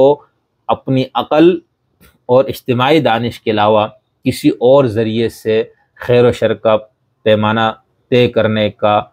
مخالف ہے یہ، اس لیے ہم اس کو مذہب مخالف کہتے ہیں۔ اس پہ بحث ہے کہ سیکولرزم کا ترجمہ لادینیت ہے، نہیں ہے، کیوں کیا فلاں، وہ الگ۔ ہاں، ان دونوں کا جو سیاسی پہلو ہے، پرامن بقائے باہمی کے ساتھ ہر انسان کو زندہ رہنے کا حق ہے، وہ ایک الگ کیس ہے۔ تو یہاں پر ہم جب بات کرتے ہیں کہ لبرل اور سیکولر کا نقطہ نظر کیا، تو ظاہر سی بات ان کا موقف یہی ہوگا کہ بھئی یہ تو اظہار رائے کے اوپر، جو آزادی اظہار رائے ہے، جو انسان کا بنیادی حق ہے، اس کے اوپر قدغن لگانے کے مترادف ہے۔ آپ اہانہ توہین کے نام پر جب آپ یہ اصول طے کریں گے تو پھر کوئی نہیں رہے گا، یعنی پھر پیغمبر ہو، معصومین ہو، صحابہ ہو، کوئی بھی شخص آپ اس کے اوپر جس وقت جس طرح جس لب و لہجے میں چاہے آپ تنقید کر سکتے، برا کہہ سکتے، آپ کو کوئی نہیں پوچھے گا۔ جیسا بھی وہاں قرآن جلایا گیا تو وہاں پر اجازت دی اس کی۔ تو یہ سیکولرزم اور لبرلزم بنیادی طور پر یہ ہے۔ اچھا، ہمارے ہاں چونکہ ملک میں بھی ایک بہت بڑا طبقہ ہے جو اپنا آپ کو سیکولر لبرل کہتے ہیں، تو ان کا اس پہ تو موقف یہی ہوگا بنیادی طور پر کہ بھئی آپ ملک کو سیکولر بنا دو اور یہاں پر رائے کے اظہار کی جو آزادی ہے ہر انسان کا حق وہ دے دو۔ اب یہ کہنے کی حد تک یہ بات بہت خوبصورت لگتی ہے، اور جس ملک میں ہم رہتے، جس معاشرے میں، وہاں پر فی الحال یہ ممکن نہیں ہے، یعنی مشکل تو دور کی بات ہے، ممکن نہیں ہے ایسا ہو، ٹھیک ہے۔ یہاں پر لوگ 90% مذہب کے ماننے والے، مسلکوں کے ماننے والے، تو یہاں پر ایسا نہیں ہوگا۔ کچھ بہرحال محترم شخصیات موجود ہیں جن کے اوپر اہانت کا آپ لب و لہجہ کریں گے تو آپ کے ساتھ مسائل ہوں گے، لوگ اس کو قبول نہیں کریں گے، معاشرہ قبول نہیں کرے گا۔ اب وقت آ گیا تو شاید ہو سکتا ہے۔ یہاں پر میں صرف ڈاکٹر محمد حسین بلتستانی صاحب، میرے بہت عزیز دوست بھی ہے، بہت تعلیم یافتہ، پڑھنے لکھنے سے تعلق رکھنے والے شخص، انہوں نے اس پہ ایک مضمون، ایک پوسٹ لکھی ہے، میں ان کے پوسٹ کو مختصراً آپ کے سامنے پیش کرتا ہوں۔ اس سے آپ کو یہ نقطہ نظر آئے گا کہ جو لبرل یا لبرلزم والے ہیں وہ اس کو کس طرح سے دیکھتے ہیں، بنیادی طور پر کیا ان کا موقف ہونا چاہیے، وہ میں نے آپ کو بتا دیا اس ورلڈ ویو کے مطابق جو سیکولرزم لبرلزم کا ہے۔ ڈاکٹر صاحب لکھتے ہیں، علماء کا تضاد بھرا موقف اور رویہ، توہین صحابہ و اہل بیت کا قانون عہد ضیاء الحق یعنی 1984 سے رائج ہے، گزشتہ 39 سالوں سے رائج ہے۔ اس کے بنانے میں اور قبول کیے رکھنے میں کسی حد تک شریک جرم ہے۔ اس پر نہ صرف اعتراض نہیں رہا بلکہ بوقت ضرورت خود بھی مخالفین کے خلاف استعمال کرتے رہے، یعنی اہل تشیع کو یہ اشارہ کر رہے کہ آپ نے اس کو شریک جرم بھی رہے اور استعمال بھی کیا۔ آج متنازعہ ترمیمی بل میں توہین کی سزا سخت کرنے کی تجویز دی گئی ہے تو سراپا احتجاج ہے، یعنی اصل قانون سے متفق اور اس کی ترمیم پر معترض ہے۔ یہ بات اسے سمجھ میں آنے والی ہے کہ کیوں ہے۔ متضاد رویہ اور رد عمل، توہین آغا باقر الحسینی یا شیخ شرافت حسین کرے تو وہ عقیدے کا اظہار کہلاتا ہے، اور ریاست کو چیلنج کر کے کہتے ہیں کہ ملزموں کو گرفتار کر کے دکھائیے۔ اس کردوں میں جو اپنا باقر صاحب حسینی صاحب نے جو لعنت والے ایک کام کیا تھا جس کی وجہ سے حالات خراب ہوئے، اس کے بعد پھر روندو جو کہ بلتستان ہی کا علاقہ ہے، وہاں پر شیخ شرافت حسین نے اجتماع سے کہلوایا تھا، تو اس کی طرف اشارہ کیا ڈاکٹر صاحب نے۔ وہ کہتے ہیں کہ یہ لوگ توہین کرے تو یہ کہتے ہوئے ہم تو اپنے عقیدہ کے اظہار کر رہے، ٹھیک، اور ریاست کو بھی چیلنج کرتے ہیں کہ ملزمان کو گرفتار کر کے دکھاؤ۔ لیکن جب اسی طرح کی توہین دوسرے فریق سے قاضی نثار احمد کرتے ہیں تو شیعہ علماء، خاص طور پر بلتستان کے علماء، لاکھوں لوگوں کو سڑکوں پر اتارتے ہیں اور قاضی نثار پر اسی قانون کے تحت مقدمہ درج کرانے اور گرفتار کرانے کا مطالبہ دہراتے ہیں۔ تو یہ اصل میں جو اہل سنت کے جو خطیب ہے گلگت میں قاضی نثار، انہوں نے ایک مظاہرے سے گزشتہ جمعے کو خطاب کرتے ہوئے ایک بونگی ماری تھی حضرت امام مہدی کے حوالے سے۔ اب اس کی توجیہ دی گئی کہ وہ یہ بتانا یہ چاہ رہے تھے کہ دیکھیں امام مہدی کو تو ہم مانتے ہیں، لیکن ہم جس امام مہدی کو مانتے ہیں ان کی ولادت ہوگی، اور آپ جس امام کو مانتے ہیں آپ کہتے وہ غائب ہو گئے، یہ غیبت میں ہے۔ تو انہوں نے ان کا مذاق اڑایا، تو وہ تاثر یہ دینا چاہ رہے تھے کہ بھئی وہ ہمارے لیے مقدس نہیں ہے، اور اگر ہم ان کا مذاق اڑائے تو آپ کو کتنی تکلیف ہوگی، لہٰذا ہم جن کو مقدس سمجھتا ہے ان کی توہین مت کرو۔ تو یہ اس طرف اشارہ کیا ڈاکٹر حسین صاحب نے کہ وہی قاضی نثار نے کیا، تو پھر علماء اہل تشیع کا رد عمل یہ تھا۔ بھائی یہ تو تمہارا کتا کتا اور ہمارا کتا ٹومی والا معاملہ ہے، ڈاکٹر صاحب کی بات چل رہی ہے، اور ایسا رویہ دونوں طرف دکھائی دیتا ہے۔ جی بی کے اہل سنت آغا باقر کو گرفتار تو کروانا چاہتے ہیں، مگر قاضی نثار کو کھلی چھوٹ دینے کے متمنی۔ اگر قانون ٹھیک ہے تو جس پر توہین کا الزام اسے قانون کے کٹہرے میں ہونا چاہیے۔ اگر قانون کو آپ نہیں مانتے اور عقیدے کے اظہار کی آزادی چاہتے ہیں، چاہے ایسا اظہار توہین اور دل آزاری کا موجب ہی کیوں نہ ہو، تو عقیدے کے اظہار کی یہی کھلی آزادی پھر ہر شہری کو یکساں طور پر حاصل ہونا چاہیے۔ بالکل یہ ایک سیکولر نقطہ نظر سے بات کرے تو بالکل یہ بات ٹھیک ہے، پھر آپ سب کو اس کی اجازت دے دیں، ورنہ طاقتور کی بدمعاشی جہاں چلے وہاں انصاف کا قتل ہو کر رہتا ہے، اور جہاں قانون پاؤں تلے رون دیا جائے اور انصاف طاقت کے تلوے چاٹے، وہاں امن اور سکون ہوگا اور نہ ترقی اور خوشحالی۔ اگر سب کی بھلائی اور آزادی چاہتے ہو تو دیگر ستم رسیدہ طبقات کو اپنے ساتھ ملا کر ریاست اور آئین کو سیکولر بنانے کی بھرپور مہم چلائیں، تاکہ یہاں رہنے والے سبھی اقلیتی گروہ یا کمزور طبقات سکون اور تحفظ کے احساس کے ساتھ جی سکے۔ وہ ہر وقت کسی اکثریتی غنڈوں اور طاقتور بدمعاشوں کے ہاتھوں یا جنونی اور خونی ہجوم کے ہاتھوں بلاسفیمی قوانین کے سہارے تہ تیغ ہونے کے خوف سے نکل سکے۔ اب یہ ممکن نہیں ہے، یعنی یہ ہو سکتا تھا کہ اہل تشیع والے کہے کہ پاکستان میں سیکولرزم اس کو کی بنیاد پر قائم کیا جائے، لیکن اب چونکہ وہاں نظام کی آواز سنیوں سے زیادہ شدت سے آتی ہے تو لہٰذا اب یہ خواب بھی پورا نہیں ہوگا۔ آگے ڈاکٹر صاحب لکھتے ہیں، ورنہ یہ بات طے ہے کہ اگر ریاست کا مذہب ہوگا تو لازمی طور پر اس کا کوئی فرقہ ہوگا، اگر ریاست کا فرقہ ہوگا تو اس کا ذیلی فرقہ ہوگا، جب ذیلی فرقہ ہوگا تو اس کی کوئی مذہبی تنظیم و تشکیل ہوگی، جب مذہبی تنظیم اقتدار اعلیٰ کی راہداریوں سے لا حکم الا اللہ کا نعرہ تکبیر بزور شمشیر لگائے گی تو اس کی عزت میں علی بن ابی طالب کے ماننے والے بھی آئیں گے اور معاویہ بن ابی سفیان کے ماننے والے بھی اور عام شہری بھی، کیونکہ خارجی کی خارش خون سے دور ہوتی ہے۔ کم و بیش تقریباً ہر مذہبی تنظیم اپنی انتہا میں خارجی مزاج ہوتی ہے۔ تو ڈاکٹر صاحب نے ایک سیکولر پوائنٹ آف ویو سے اس کو دیکھا اور اس پہ انہوں نے اپنا موقف دیا۔ ایک اور میں یہاں پر موقف دینا چاہتا ہوں محترم جناب جاوید احمد غامدی صاحب، اور جو ہمارے موجودہ دور کے بہت بڑے اہل علم میں سے ایک ہے، مفسر بھی ہے، متکلم بھی ہے، فقیہ بھی ہے۔ اب اس پہ ہم بات کریں گے کہ وہ خود علم کلام اور فقہ پہ تابڑ توڑ حملے ان پہ تنقید فرماتے ہیں، لیکن کیا ان کی اپنی کوئی فقہ ہے، ان کا اپنا کوئی علم کلام ہے؟ نہیں، لیکن بہت بڑے صاحب علم و دانش شخصیت ہے، ان کا احترام، ان کی عزت ہمارے دلوں میں ہے، ان کا بھی اس پہ موقع۔ اب غامدی صاحب کا اس قسم کے معاملات میں سب کو معلوم ہے، جیسے توہین رسالت ہی کے کیس کو آپ دیکھ لیجئے، وہ اس قانون کے بارے میں بھی ان کے تحفظات وہ اس کو نہیں مانتے، تو اس حوالے سے بھی انہوں نے گزشتہ دنوں ایک ان کی ویڈیو حسن الیاس صاحب کے ساتھ جو ریکارڈ کرا تھا اپنے داماد کے ساتھ، تو اس میں انہوں نے اس پہ گفتگو کی، تو اس میں ان کا یہ کہنا تھا کہ اہانت وغیرہ کے لیے قوانین بنانا ہی غلط ہے، عزت اور تکریم ڈنڈے اور خوف کے ذریعے نہیں ہو سکتی، یہ آپ لوگوں کے دلوں سے اس کو آپ پیدا کرتے ہیں۔ احترام کا تعلق، حرمت کا تعلق انسان کے قلب اور جذبات سے ہے۔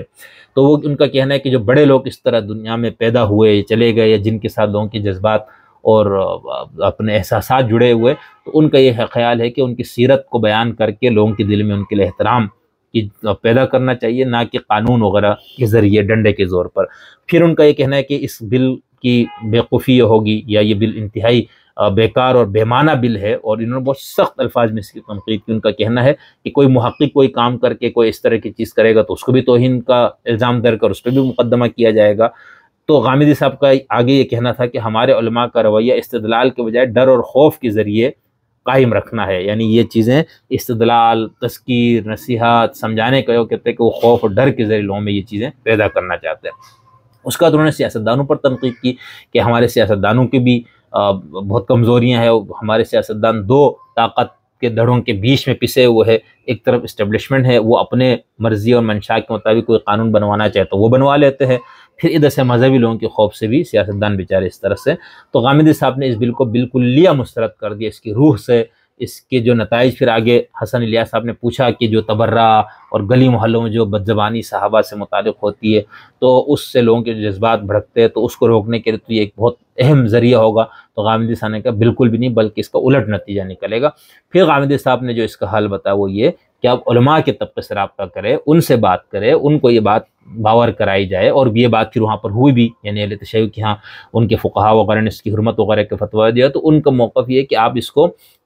قانون کے بجائے اخلاقی لوگوں کی تربیت کرے، اور اس سماجی سطح پر علماء کے ذریعے یہ چیز لوگوں میں پیدا کی جائے کہ بھئی اگر آپ کچھ لوگوں کی اہانت کریں گے تو اس کا رد عمل آئے گا، اور ان شخصیات کے ساتھ اگر آپ کو کچھ مسائل ہیں تو آپ اس کو بدتمیزی اور بتہذیبی کا رویہ نہ اپنائیں۔ تو ان کا یہ کہنا ہے کہ اس طرح کر کے ہم لوگوں کے اندر یہ چیز پیدا کر سکتے ہیں، قانون اور ڈنڈے کے ذریعے نہیں۔ تو یہاں تک ہم نے بات کی اس پورے بل کا پس منظر گزشتہ، اور اس میں فرق، توہین وغیرہ کی قرآن و سنت میں سزا، اور یہ سب پھر اہل تشیع کا موقف، ان کے بنیادی اعتراضات، 2 4 5 اعتراضات جگہ جگہ آپ نے دیکھے، میں نے 8 10 لوگوں کے حوالے اسی لیے دیے تاکہ متنوع جہاد سے جو لوگ بات کی گئی وہ سب آپ کے سامنے آ جائے، تو ان سب کو خلاصہ کریں تو یہی 5 6 پوائنٹ بنتے ہیں جس پہ ان کو اعتراضات ہیں۔ اب یہ جو مسئلہ ہے صحابہ کا یا ان کی شان میں گستاخی وغیرہ کا، یہ ہمارے ہاں جو ہے یعنی ہم یہ کہہ سکتے ہیں اس کی تاریخ بہت پرانی ہے، یعنی اہل تشیع کو کچھ شخصیات سے سنجیدہ نوعیت کا ایک اختلاف اور مسئلہ ہے، اور اس کی اپنی تاریخی، فقہی، اعتقادی، کلامی بنیادیں ہیں، اس کا انکار نہیں ہو سکتا۔ تو اس طرف سے یہ چیزیں بہت منفی انداز سے ان کا ذکر ہوتا، یہ سب تھا، ٹھیک ہے، برا بلا کہا جاتا تھا، سب و شتم تک کی بات ہوتی تھی۔ تو پھر علماء اہل تشیع کو خاص طور پر جب تشیع جو وہ سیاست کے اس میں آ گئی، تو پھر ان کے لیے مسئلہ مطلب اب سب کو مسلمان، اجتماع، وحدت، اتحاد کی بات جب کی گئی تو یہ ایک بہت بڑا مسئلہ بیچ میں تھا، تو اس لیے مراجع نے پھر اس کی حرمت کا فتویٰ دیا۔ سب سے پہلے امام خمینی رحمۃ اللہ علیہ نے، اس کے بعد خامنائی صاحب اس کی بالکل حرمت کے قائل ہیں، سیستانی جو بہت بڑے مرجع تقلید ہے، تو ان سب نے متفقہ طور پر یہ کہا کہ مقدسات اہل سنت کی توہین حرام ہے، یہ نہیں کہا مکروہ ہے، حرام۔ اس کا مطلب یہ ہے جو غامدی صاحب بھی بات کر رہے تھے کہ علماء کی سطح سے یہ بات آنی چاہیے، وہ آنی چاہیے۔ پاکستان کے اندر اب وہ بات یا پہنچتی نہیں ہے، یا پہنچنے کے باوجود جو صدیوں سے اور اتنے عرصے سے جو چیزیں رائج ہے، اس کو ایک وقت ایک دم جلدی ختم کرنا جو ہے وہ ممکن نہیں ہے۔ اچھا، اب یہاں پر جو بار بار بات کی گئی کہ بھائی صحابی کی تعریف ہے، مقدسات کی لسٹ کیا ہے، تو دیکھیں اس میں سے بہت ساروں کا تو آپ کو معلوم ہے کون ہے، اس میں کچھ ہے جیسے امیر معاویہ، ابو سفیان وغیرہ۔ تو اب امیر معاویہ کے بارے میں زیادہ مسئلہ تھا، ٹھیک ہے، ان کے حوالے سے کمپرومائز کرنے کے لیے شیعہ بھی تیار نہیں، تو وہ یہ طعنہ بھی دیتے ہوئے تم تو اپنے مقدسات کی لسٹ بناتے جا رہے ہو، حالانکہ امیر معاویہ، ابو سفیان صحابی کی جو اہل سنت کی ڈیفینیشن اس کے مطابق وہ صحابی ہے۔ اب اس پر جو خامنائی صاحب کا ایک مشہور جو واقعہ میں یہاں پر پیش کرتا ہوں، ان کی ویب سائٹ کے اوپر یہ واقعہ موجود ہے فارسی زبان میں، اس کا اردو ترجمہ میں آپ کے سامنے رکھتا ہوں، جس سے آپ کو یہ اندازہ ہوگا کہ علماء اور مراجع کے لیول پر کس حد تک یہ بات تسلیم شدہ ہے کہ بھئی اگر ان کے لیے مقدس ہے تو ہمیں ان کی توہین کرنے کا حق نہیں ہے۔ آیت اللہ خامنائی صاحب فرماتے ہیں، اب ہم ایک اسلامی معاشرے کو چلا رہے ہیں، اس لیے تمام مسلمانوں کے مقدسات کی توہین نہیں ہونی چاہیے۔ برا نہیں اگر میں یہاں پر اپنے کی یادداشت ذکر کروں، اگرچہ میں اپنے کافی دوستوں کو یہ واقعہ سنا چکا ہوں۔ اوائل انقلاب کے دنوں میں امام خمینی نے اپنے ایک تقریر کے دوران معاویہ کا ذکر طعن آمیز انداز میں کیا۔ جیسا کہ آپ کو معلوم ہے کہ میں ایک عرصہ تک بلوچستان میں رہا ہوں، اور وہاں کے بہت سے علماء میرے قریبی دوست ہیں۔ اس علاقے کے عوام اور سنی علماء معاویہ کو مقدس سمجھتے ہیں، چنانچہ میں نے امام خمینی سے عرض کیا کہ ہمارے ملک کی مشرقی سمت کی طرف کئی کروڑ لوگ معاویہ کو محترم شمار کرتے ہیں اور اسے خال المؤمنین سمجھتے ہیں، یعنی ماموں۔ البتہ وہ برحق ہے یا ناحق، یہ بات بحث طلب ہے۔ امام خمینی کو خامنائی صاحب یہ بتا رہے، یعنی مسلمانان ہند، پاکستان، بنگلہ دیش اور افغانستان جن کی اکثریت سنی حنفی ہے، یہ لوگ معاویہ کو محترم سمجھتے ہیں۔ میری یہ بات سن کر امام خمینی نے کہا، عجب، میں یہ بات نہیں جانتا تھا۔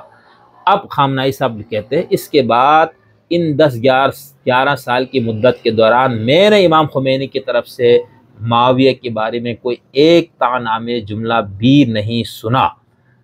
آگے خامنائی صاحب کہتے ہیں، میں خود نماز جمعہ کے دوران جنگ صفین اور امیر المومنین کی دیگر جنگوں کے بارے میں گفتگو کرتا ہوں، لیکن اہانت نہیں کرتا۔ تاریخ گوئی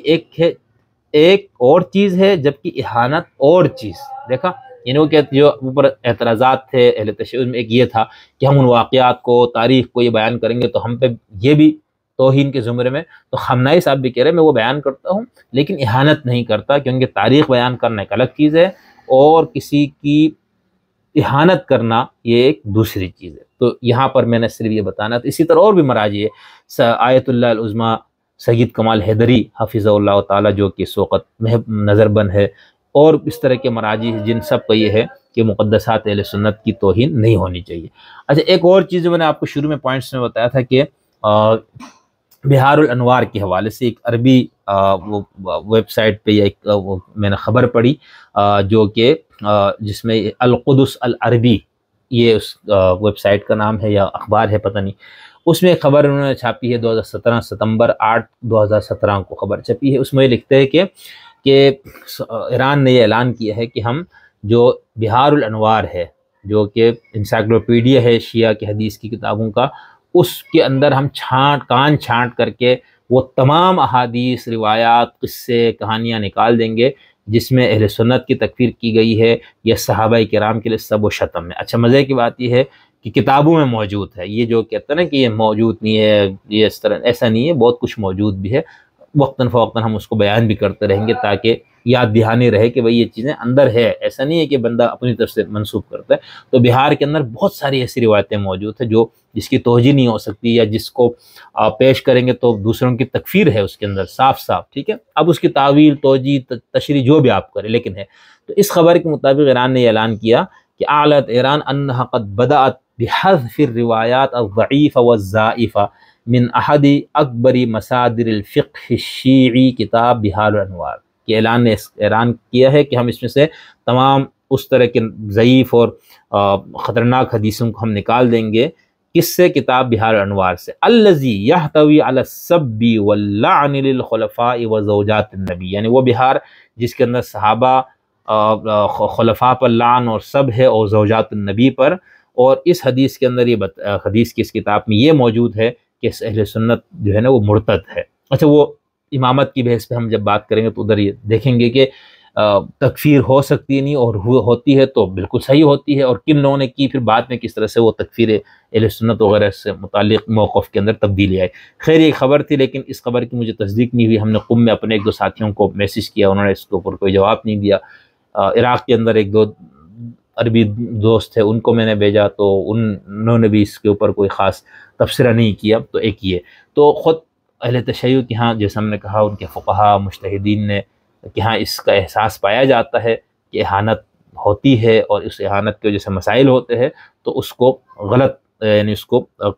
بند کر دینا چاہیے، اس کے خلاف وہاں سے آواز اٹھ رہی ہے، اور یہ اچھی بات ہوگی کہ اگر اس طرح سے ہو جائے کہ ٹھیک ہے آپ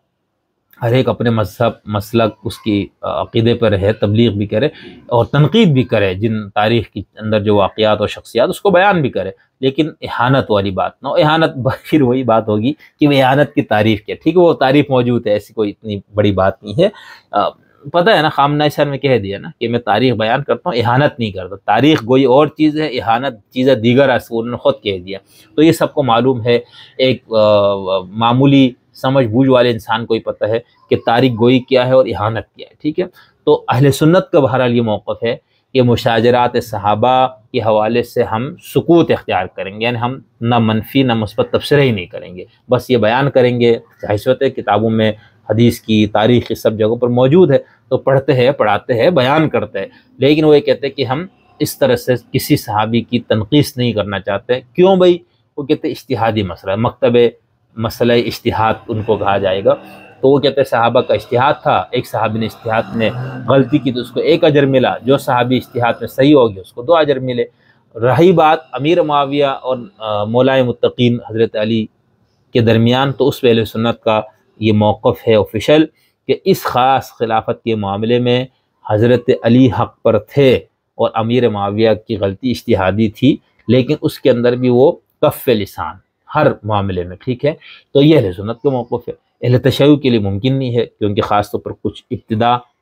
نفس امامت، پھر اس کے بعد کچھ ایسے مسائل ہے جو کتابوں میں تاریخ کی روایات کی کتابوں میں موجود ہے، طرفین کی طرف موجود ہے، جس کے ہوتے ہوئے کو بہت بڑی تبدیلی تو نہیں آ سکتی، لیکن آہستہ آہستہ جس طرح سے مراجع اعظام کی طرف سے فتاویٰ آ رہے ہیں، تو اچھا مزے کا ہے کہ ان مراجع کے فتاویٰ کی وجہ سے اہل تشیع کے ہاں غالیوں کا کہے، اخباریوں کا بھی، اور جو ان کے خلاف ہے ان کا بہت سخت رد عمل. آپ یاسر الحبیب کو دیکھیں، القرشی کو دیکھیں، لہیاری کو دیکھیں، اسی طرح لبنان اور عراق اور ایران کے کچھ علماء ہے، یعنی ان کا رد عمل پھر بہت زیادہ سختی کے ساتھ آتا ہے، اور وہ پھر ان مراجع کو دجال اور ابلیس کے پیروکار، یہاں تک کہ ان مراجع کی تکفیر بھی کرتے ہیں خود شیعوں کے ہاں سے. کیوں؟ وہ کہتے ہیں یار بہت ساری چیزوں میں انحراف ہو رہا ہے. تو خیر ہم اس پہ پھر بات کریں گے کہ خود تشیع کے ہاں جو مختلف فکری دھارے ہیں وہ کیا ہے، ان کے بنیادی تضادات کیا ہے، ان کا ایک دوسرے سے اختلاف کیا ہے. تو آج ہم نے ضروری سمجھا کہ اس توہین نے صحابہ و اہل بیت و امہات المومنین بل کے حوالے سے اس کا مکمل ایک تعارف آپ کو دیا جائے. اس کے حوالے سے اہل تشیع کی جو بنیادی ترین اعتراضات ہے وہ میں نے ان کے اپنے الفاظ آپ کے سامنے رکھنے کی کوشش کی ہے. امید ہے آپ کو یہ گفتگو بہت لمبی ہے، آہستہ آپ نہیں سنیں گے سب کو، جہاں جہاں آپ کو لگے ضرورت ہے وہ آپ دیکھ لیجئے گا. تو بہت شکریہ، خدا حافظ، السلام علیکم.